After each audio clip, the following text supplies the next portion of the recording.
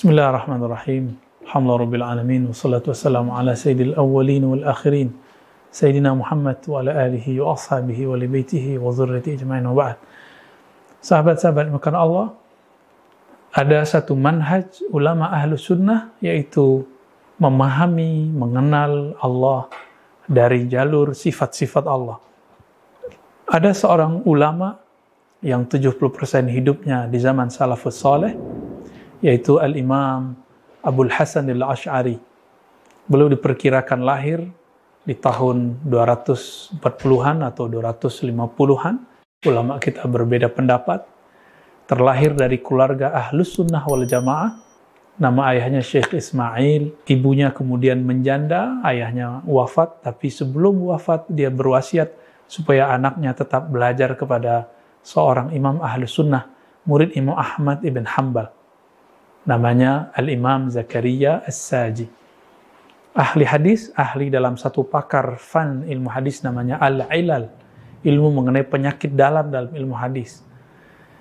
Tapi kemudian ibunya menghabiskan jandanya, kemudian menikah lagi dengan seorang imam, tapi ternyata imam dalam aqidah Mu'tazilah, namanya Abu Ali Al-Jubba'i. Inilah yang benar karena ada beberapa yang menyebutkan bahwa Syekh Abul Hasan Al-Asy'ari berguru kepada bukan Abu Ali Al-Jubba'i, tapi kepada pengarang kitab yang lain, yaitu Syarah Ushulul Khamsah. Ya, imam yang berbeda, yaitu Al-Qadhi Abdul Jabbar. Nah, ini dua hal yang berbeda, dua tokoh yang berjauhan masanya. Al-Imam Abul Hasan Al-Asy'ari, begitu juga imam-imam yang lain. Di daerah Mesir muncul seorang imam ahli hadis bernama Abu Ja'far At-Tahawi. Sedangkan di daerah Samarkand muncul seorang imam sunnah bernama Muhammad Abu Mansur Al-Maturidi. Alhamdulillah kami diizinkan Allah pernah berziarah ke Imam Abu Mansur. Mereka semua hidup di masa yang berbeda, tapi meyakini sifat Allah dengan cara yang sama, tapi pengistilahannya muncul belakangan. Mereka meyakini inti-inti dari sifat Allah yang kemudian kita kenal dengan sebutan sifat 20 atau sifat 13. Ini sangat aneh. Teksnya hampir sama, mereka menyebutkan sifat-sifat wajib Allah hampir sama. Manhaj mereka menafsirkan sifat Allah hampir sama. Padahal secara fisik tidak ada riwayat yang mengatakan mereka bertemu meskipun secara tahun mereka berdekatan. Imam Tahawi wafat di awal tahun 320-an atau lebih tepatnya 321. Sedangkan Imam Al-Asy'ari wafat tahun 324. Imam Al-Maturidi wafat tahun 333. Mereka kemudian mengajarkan murid-muridnya, khususnya Imam Abul Hasan Asy'ari lebih populer karena beliau dulu tinggal di kota metropolitan, kota pusat peradaban. Inilah yang membuat mazhab atau manhaj Imam Asy'ari lebih populer dari manhaj Tahawi ataupun Maturidi. Imam Abul Hasan Asy'ari kemudian mengajarkan murid-muridnya Al-Bahili, imam-imam Ruwaim, dan imam-imam yang lain akidah yang belakangan oleh Imam Sanusi disebut dengan sifat 20. Apakah ini pembatasan? Tidak.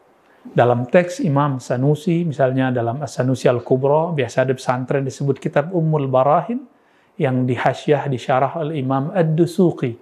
Biasa dikaji di kelas 5, kelas 6, atau kelas 7 di pesantren. Imam As-Sanusi mengatakan, wa mimma yajibu li maulana ala wa azza ishruna sifah. Di antara yang wajib bagi Allah Ta'ala, di antara, ini kata kuncinya, wa mimma, di antara yang wajib bagi Allah Ta'ala yang mesti diketahui oleh seorang mu'allaf, seorang mukallaf seperti kita adalah 20 sifat, ishruna sifah. 20 ini wajib. Kebalikannya adalah mustahil, berarti menjadi 40. Lalu ada sifat Nabi, 4, yang kita sudah hafal dari kecil, begitu juga mustahilnya 4. Lalu ada satu sifat jaiz pada Allah, lalu ada satu sifat jaiz pada Rasulullah. Sahabat-sahabat yang melakukan Allah, Sifat 20 ini kemudian menjadi brand, menjadi ciri khas bahwa Ahlus Sunnah jika memahami sifat Allah, inilah modelnya. Berbeda dengan tauhidnya sahabat-sahabat kita yang salafi, mereka menggunakan uluhiyah, rububiyah, asma wa sifat. Di bab sifat, sadar atau tidak disadari, mereka terjebak kepada bab yang cenderung kepada tajsim jika kita tidak menyebut murni mujassimah, menjisimkan Allah. Tetapi dalam akidah Ahlus Sunnah, manhaj Asy'ariyah, Maturidiyah, ini kemudian coba di-counter. Lalu apa yang terjadi? Di luar sana kemudian dari kalangan salafi mencoba mencatut nama Imam Abu Ja'far At-Tahawi, akidah Tahawi, yang padahal Imam At-Tahawi menolak pandangan tersebut.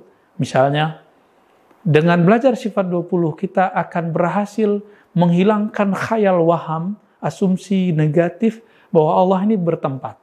Allah ini berarah. Allah kemudian memasuki satu tempat. Allah berpindah-pindah. Allah turun, Allah naik, Allah memasuki alam, keluar dari alam. Pandangan-pandangan seperti ini, Allah duduk di atas aras, padahal lafaznya cuma istawa. Cukup katakan istiwa, tidak usah ditawil, tidak usah diapa-apain. Katakan, saya yakin bahwa Allah istawa. Sebenarnya itu sudah selesai. Mereka kemudian mengambil teks, karena di Asy'ariyah, di Maturidiyah, sifat 20 sulit untuk mengambil, mencatutnya. Maka dicatutlah seorang imam namanya Abu Ja'far At-Tahawi. Beliau punya kitab Aqidah Tahawiyah. Ternyata Imam Tahawi pun menolak semua asumsi itu. Beliau mengatakan ta'ala Allah anil hudud wal ghayat. Ya, di ujungnya mengatakan wal jihadus sit. Allah Maha Suci dari arah, dari batas, dari had, dan juga Allah Maha Suci dari anggota tubuh. Allah Maha Suci dari arah yang 6. Atas, bawah, depan, belakang, kiri, kanan. Yang mana Ibnu Taimiyah kemudian menghadang ini dan mengatakan Allah punya arah atas. Sahabat-sahabat karena Allah, jika kita belajar sifat 20, mulai dari sifat nafsiyah, Allah wujud.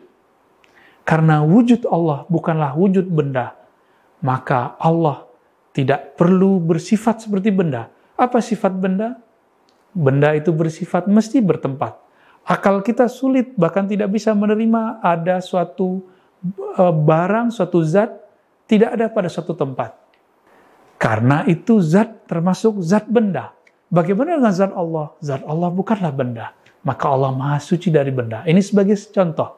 Tapi di luar sana, orang-orang yang mengaku dirinya membawa ajaran salafi mengatakan sesuatu yang wujud mesti dia berada di satu tempat.